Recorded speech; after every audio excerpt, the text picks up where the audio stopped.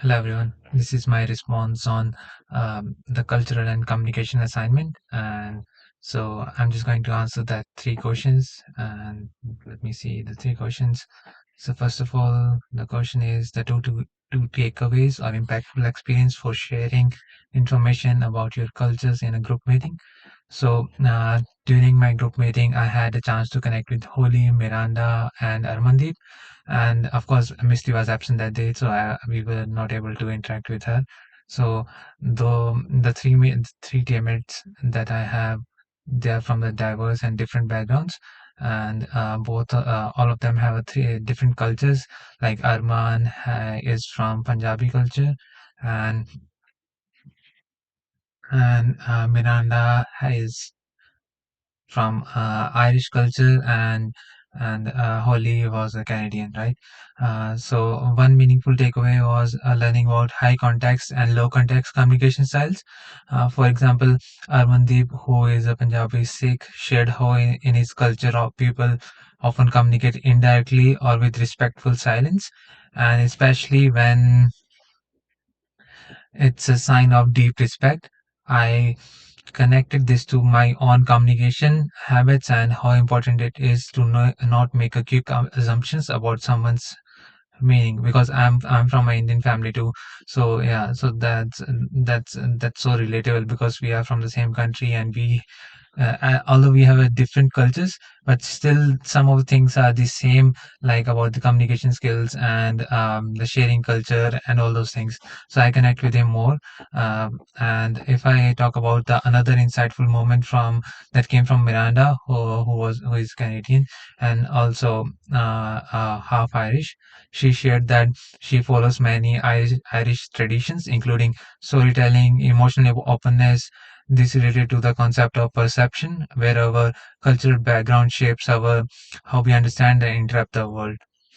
Her story showed how her Irish roots influence and how she connects with other emotionally, which was really eye-opening. And about Holly, Holly also shared that she is a mother of two teenage boys and worked in a lawn care company for 3 years.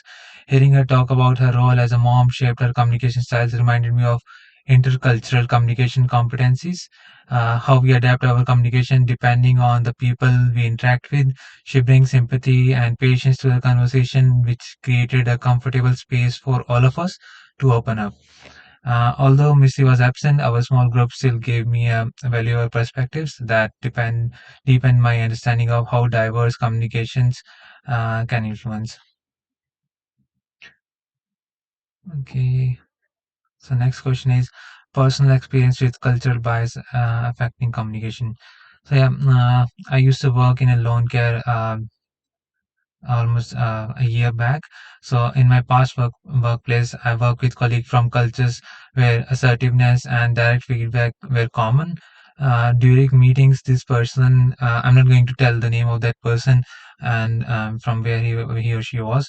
This person often interrupted or spoke firmly, which I initially saw as a rude.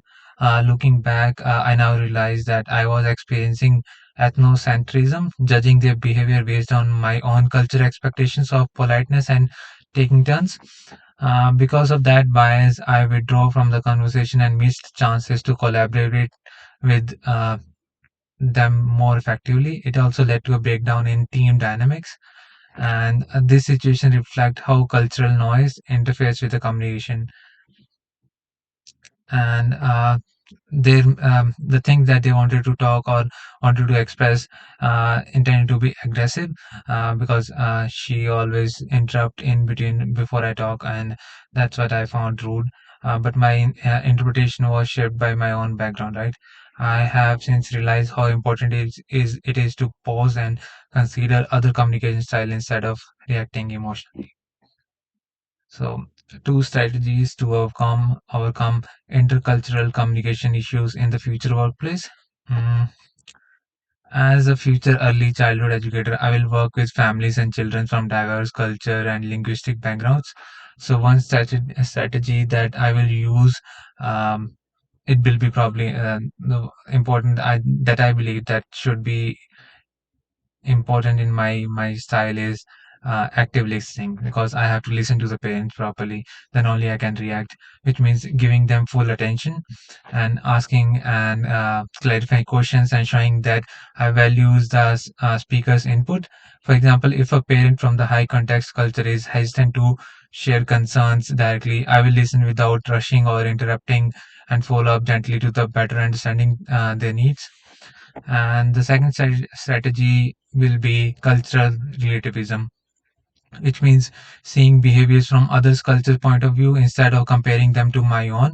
If a family has a different views on child's discipline or learning routines, I won't immediately judge. Instead, I will try to understand their cultural logic and find respectful ways to work together. This approach will help build trust and inclusion in my own classroom and avoid misunderstandings.